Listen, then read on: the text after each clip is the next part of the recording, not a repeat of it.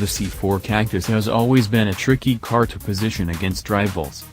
Despite Citroen's earlier insistence that the Cactus sibling, the C4, had a place alongside it, it has now confirmed that the C4 Cactus will replace the aging C4, at least in the mid-term, with a new C4 likely due in 2020.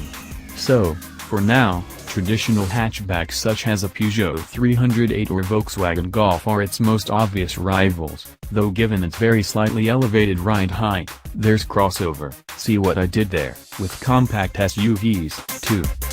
We're driving the 3-cylinder 1.2-liter 128 bhp unit, the Puretech 130, with 6-speed manual, which is already used in many PSA Group cars including the C3 Aircross and Peugeot 308, but only makes its debut on the C4 Cactus now.